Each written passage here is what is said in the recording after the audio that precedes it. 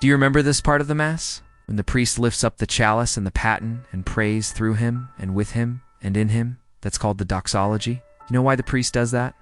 And what those words mean? Well, today we're going to learn about it. This is another episode of Catechism for Kids, and this week we're talking about the parts of the Mass. If you're new here, be sure to click that subscribe button so you never miss an episode.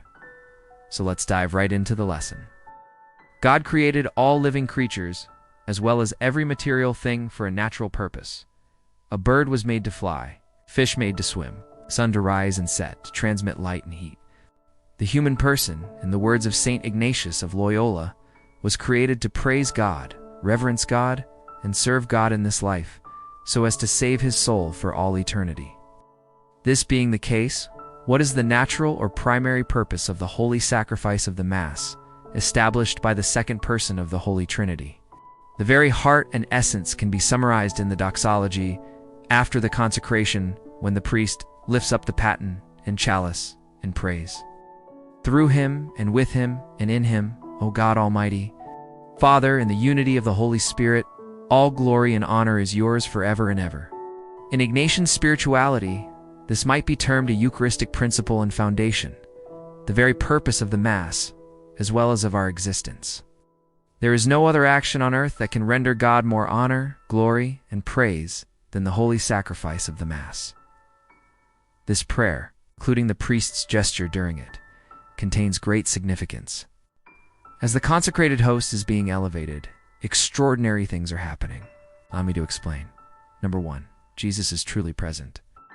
Jesus is truly present now in the hands of the priest in his body, blood, soul, and divinity. It is not a symbolic presence, but his real presence.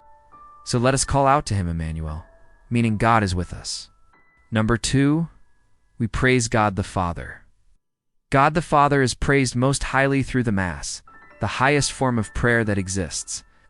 The highest choirs of angels in heaven, the seraphim and the cherubim, are before the triune God in praise for all eternity.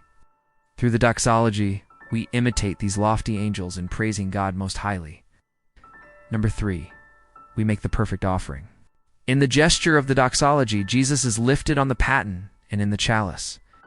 In the same way he was lifted on the cross, we praise and offer God the Father Jesus his Son by representing in the Mass the same perfect offering of the Holy Cross.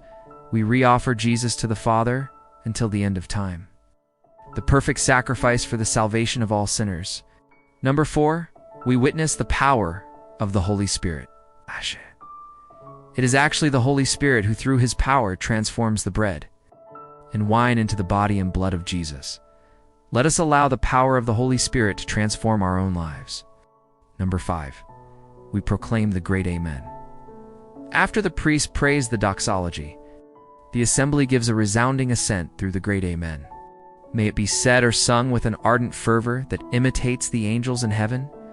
In the holy sacrifice of the Mass, and most specifically in the Doxology, we are called to praise, glorify, and worship God the Father through the offering of God the Son by the power of the Holy Spirit.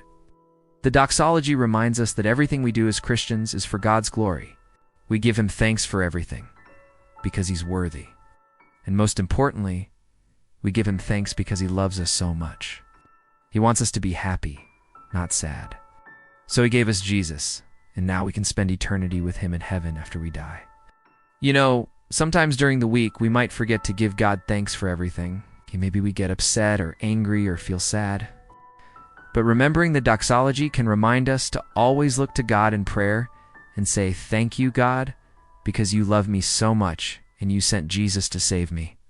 Well, that's it for this week's lesson. Remember, you can find more information below to help you learn more about the Catholic faith. Now, don't forget to like, subscribe, and share. Thanks for watching. See you next time.